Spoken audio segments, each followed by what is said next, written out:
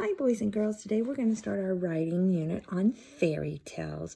And what we're going to do is we're going to be adapting fairy tales. So today we're going to look at reasons why authors maybe adapt old fairy tales and change them to fit in our society today.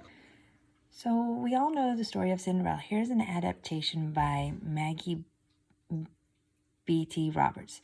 Once upon a time, in the middle of New York City, there was a girl named Cinderella who loved playing basketball. She was strong, athletic, and quick on her feet. She was the best basketball player in her neighborhood. So far, we know it's different because one is in New York City. The original Cinderella happened over in, I think it was France. And then we have that she's playing basketball. We know in the real Cinderella, she didn't play basketball. She cleaned house. So let's see what else it says. Cinderella lived with two evil stepsisters and her evil stepmother. She spent most of her time watching her two evil stepsisters at cheerleading practice. Cinderella's evil stepmother was an original New York Knicks cheerleader, so she lived and breathed cheerleading. All she wanted in the world was to have the evil stepsisters follow in her footsteps. Okay, so now we've got that they're cheerleaders where Cinderella is a basketball player. So they're changing it to fit things today, like you would be interested in basketball maybe, or cheerleading maybe. So now they're pulling in things that you might be interested in to try to get you more interested in the fairy tale. One Tuesday afternoon, Cinderella was watching the NBA semifinals upstairs in her room. With 30 seconds left in the tied game, she heard a screech from down the hall. "Cinderella!" her evil stepsister called. "Grab my pom-poms," said one stepsister. "Grab my water bottle," cried the other stepsister. Cinderella let out a big sigh. "Not now," she mumbled under her breath, but she knew she had no choice. Cheerleading practice was today, and Cinderella knew she had to videotape the stepsisters' practice for her evil stepmother to watch on repeat later. "Be right there," Cinderella called back. She dropped the basketball she was bouncing, grabbed the pom-poms and the water bottle, and headed down the hall. So instead of cleaning, she's having to go film her sisters in their cheerleading practice. Cinderella walked in the room and saw her evil stepsisters and evil stepmother huddled together and reading the mail. "What are you reading?" Cinderella asked. "Mama got invited to the NBA Finals at Madison Square Garden," the stepsisters exclaimed.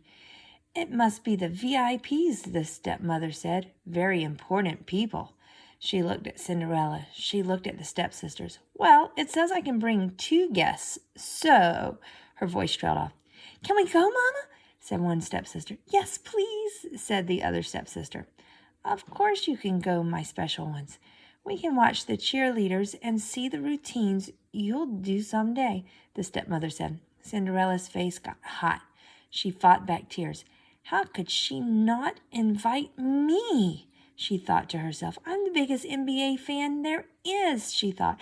"Plus, I know everything about basketball." So here in this story, we see that the evil stepmother and the evil stepsisters are still being mean, just like in the original Cinderella, but in a different way. They're not letting her go to the basketball game.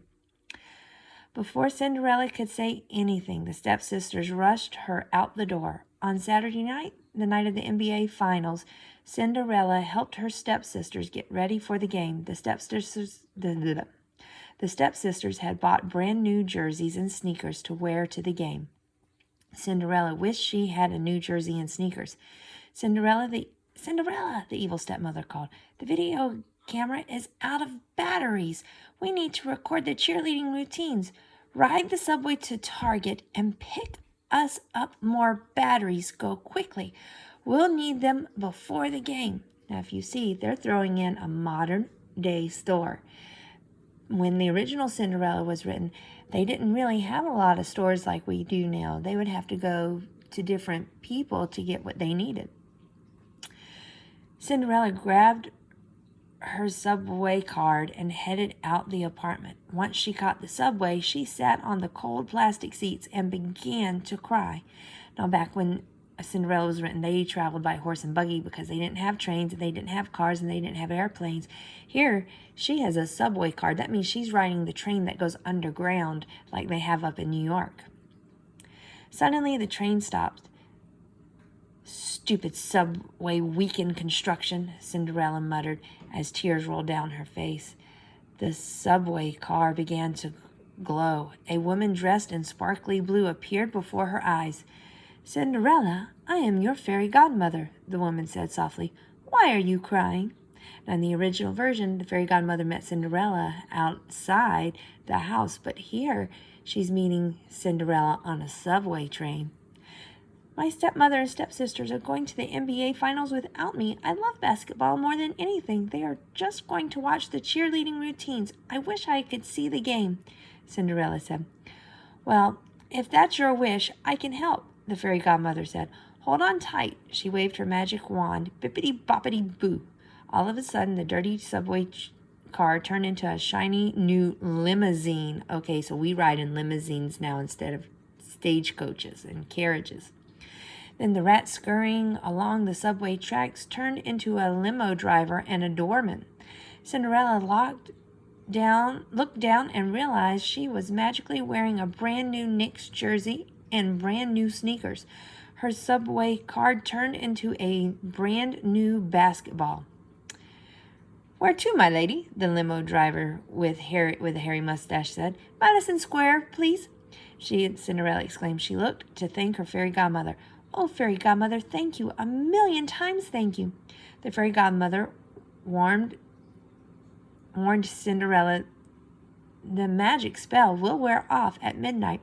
The limo will turn back into a subway car, the driver into rats, and your jersey and sneakers will turn back to your original clothes.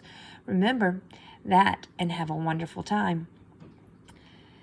The game was almost over. It was close. The Knicks took their last time out. Cinderella was excited and nervous. She stepped into the aisle and began bouncing her basketball to pass the time.